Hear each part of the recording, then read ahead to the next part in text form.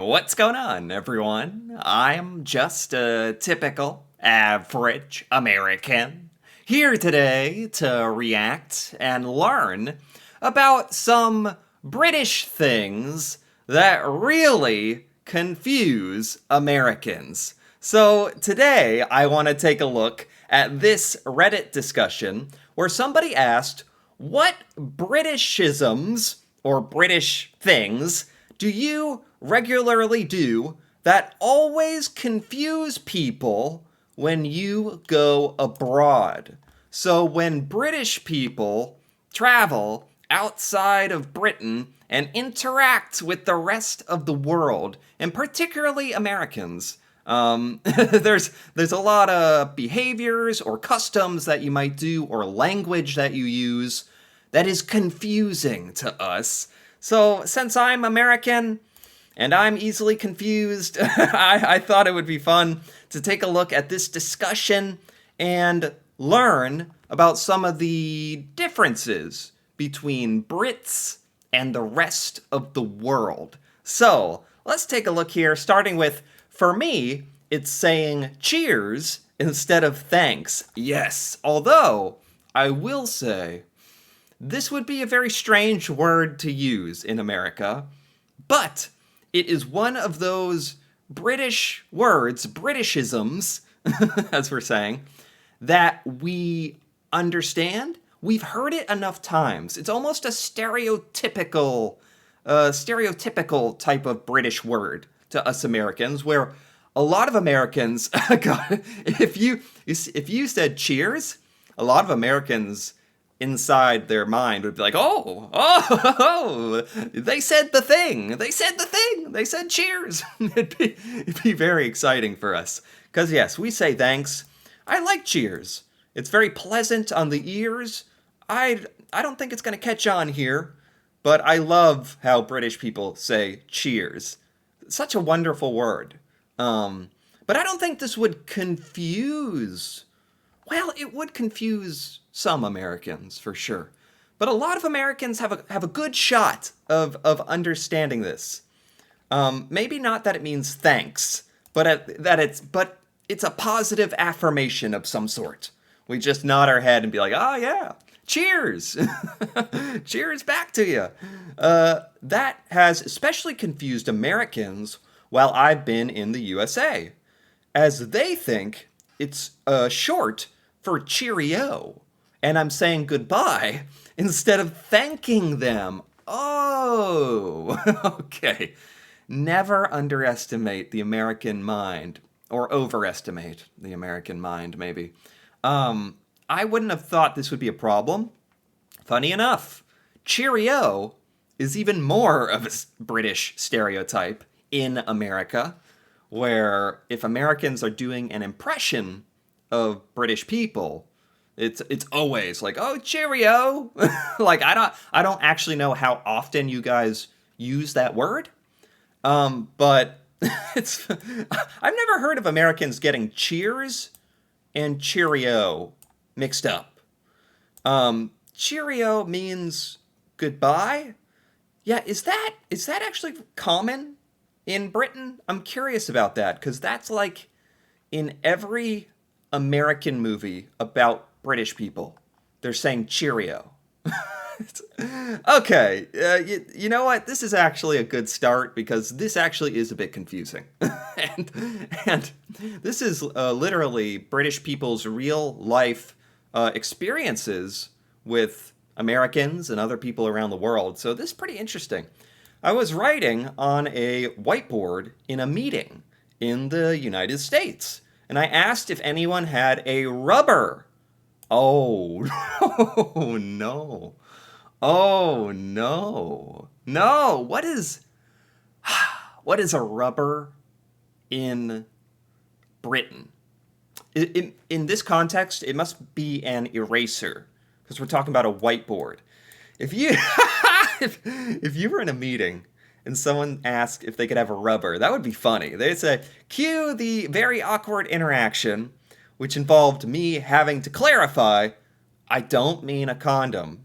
So, yeah, yeah. For Yeah, most Americans, myself included, even if I've come across the British word rubber before in a video, I would have still been confused. That's like an eraser? They don't actually clarify here. That must be a whiteboard eraser or yeah, can I does anyone have a rubber? Oh, that's funny. I'm an American who moved over a couple of years ago to the UK, and I've been teaching primary school kids. My heart almost stopped when an 8-year-old asked me for a rubber. this is quite funny for Americans and quite confusing indeed. All right, what is some more British things that really confuse us Americans? This is good. I started studying a master's over in Spain, so I was one of two native English speakers. The other was an American. One time, she entered the room, and I was like, "Hiya, y'all right?" Whoa. What is it? Is this something British people say? "Hiya, y'all right?" Like that, like kind of all one word. And she was just like, yes, I think so. Do I look like I'm not all right? And I was just like, WTF. I, I have heard of this one before, but I think the vast majority of Americans would be very confused by this. I have learned about this. This are you all right? This British greeting that in America sounds almost like an insult, if not like concern for your well-being. In America, you don't say this phrase, "you all right?" unless something is not all right. So, this confused me so much when I lived in the UK. I'm North America asking if in NA. In NA? Is that North America? Anyway, I'm asking someone if they're alright comes across as super passive aggressive. Like you're implying that they are very much don't seem alright. After a few months, I was alrighting it up with the rest of you. So it takes some adjustment. Yeah, I mean, it's just like any culture, or I know we are both English speaking countries, but like any culture or any language difference, like there's going to be different terminology. In Britain, "you all right" is just hello or how are you, right? I mean, it's not mind blowing to me. Yeah, I can get it. I can wrap my head around it after a while, like this guy did. But for Americans hearing that for the first time, it's I don't know if British people realize how jarring it is, and it's almost like alarming to us, where we're like, "Whoa, what is everything all right?" I don't know. Like, it's kind of funny. I live in Canada now. Just the other day, we were drinking, and I commented that it's fine to drink more because the slices of lemon are part of your 5 a day. Huh? Complete blank stares. Yeah. Yes. Yes. I have no idea what we're talking about. Hold up. We were drinking, and I commented, it's fine to drink more because the slices of lemon are part of your 5 a day. The lemon? 5 a day? Like, does this have to do with nutrition? Like, part of your 5 fruits a day? That's my guess.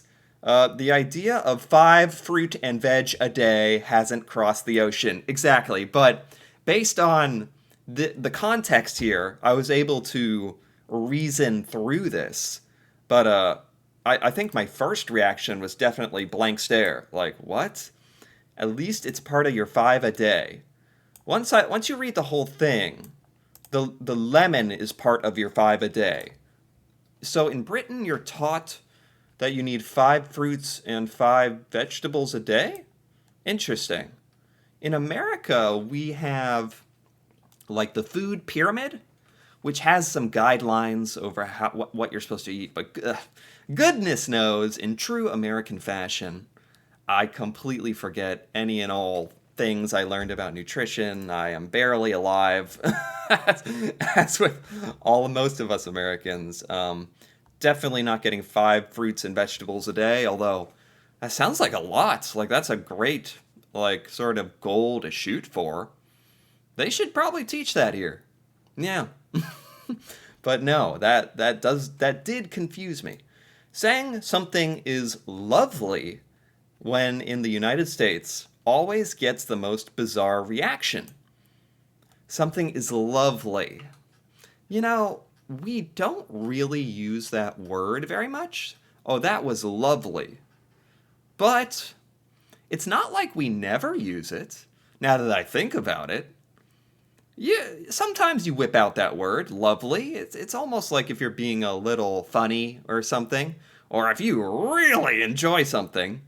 So, if British people like to use the word lovely, I don't think that would get a bizarre reaction. I think they ran into some strange Americans. And shockingly, quite a few of us are strange. Surprise, surprise. But even still, I don't think lovely is that weird. I would totally understand what you mean. I encourage everyone to try it. Really? I don't think this is that weird. I did that in Idaho last week, and the woman looked at me aghast, and then tried to say it again in an English accent. Rude. Lovely. Like that? I don't get it. What's the issue with lovely? Yeah, is that offensive? Lovely is lovely to say. Yes, it is. I I lived in the UK for 5 years, and I still use lovely on a daily basis. Huh. So they think in America we don't use this very much because it's a little effeminate? I don't really even, I mean, maybe some people would think that, but that's an interesting one. So you use the word lovely more in the UK, by the sound of it. You can use that here. I think most people will understand. It might sound a little over the top, if I'm being honest. If you're like, this glass of water is lovely, it's like, whoa, it's not that good. It's kind of, it packs a punch when you say it here, because it's unusual. But there you go. Well, some more British things that confuse Americans. This is great stuff I've never even thought about. Not sure what this is saying about the English work ethic, but when I worked in the US kids' summer camp over my summer at university, the phrase, I can't be bothered, was a real hit. Just like I can't be arsed. Asked? I can't be asked? I can't be bothered. Apparently, it's not said in the US. I can't be bothered. It's not really used here, but at the same time, I understand what you're saying. Like if someone asks you to do something and you say, I can't be bothered with that. That would make complete sense to me. It would be a little rude. I think it's more rude here. It sounds like this is sort of a casual, almost funny statement in Britain, where it's like, oh, I can't be bothered. It's just a way of saying I can't do that. In America, I can't be bothered is basically saying, no, that's such a hassle. That's you're bothering me. It's kind of negative, I would say here. Also, the phrase "a wide berth." I don't know why that makes me laugh. Again, I think I would understand this, but it's just unusual. Boss was in a mood.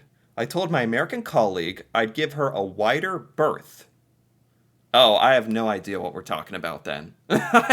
I thought a wide berth meant something is wide, something is big, like that ship has a wide berth. That is that not what it means?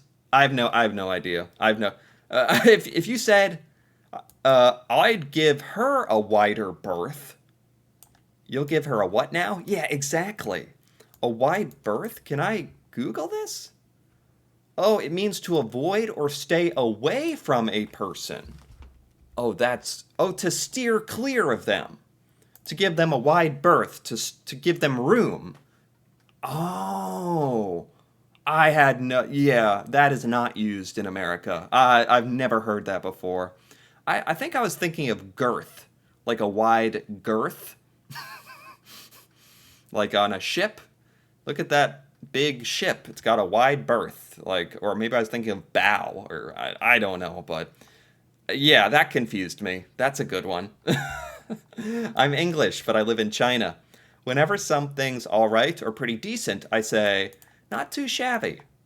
In Mandarin, the word shabi sounds quite similar to shabby, and it's a vulgar word. Oh, that's kind of a funny one because it's not really even British things that confuse Americans, but Chinese people, I believe, yes.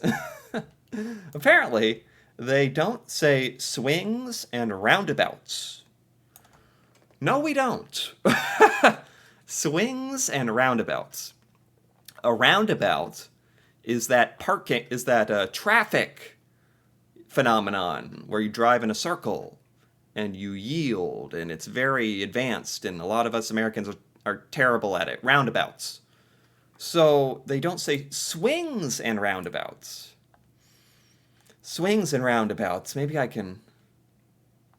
What is it? Oh, it's in the Merriam-Webster dictionary.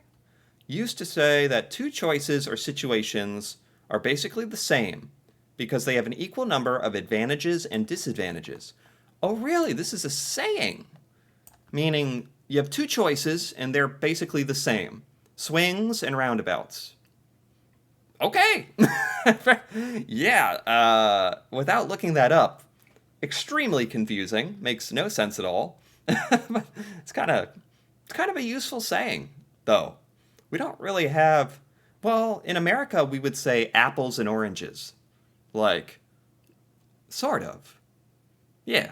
Yeah, when you're comparing apples and oranges, well, that can mean you're comparing different things that are seem similar but are different.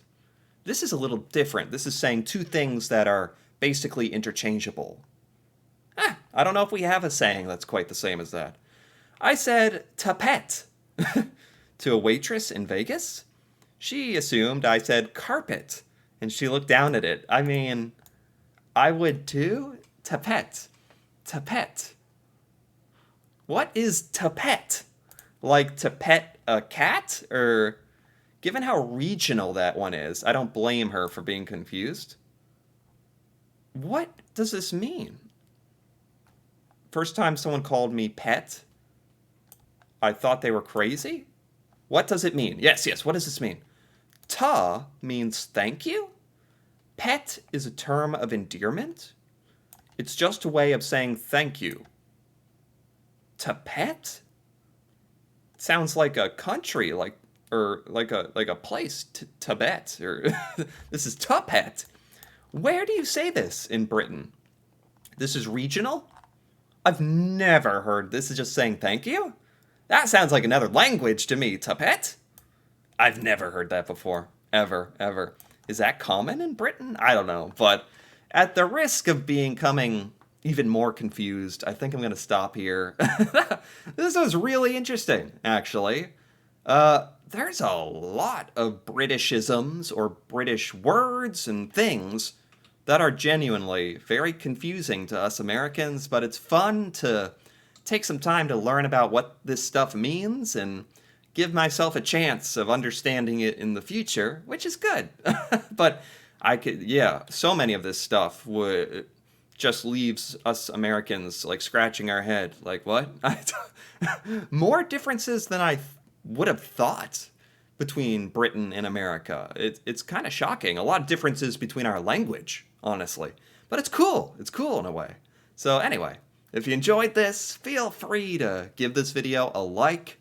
And if you're interested in more videos like this, me reacting to Britain and learning about British culture, feel free to subscribe for more. And until then, thanks for watching, and see you next time.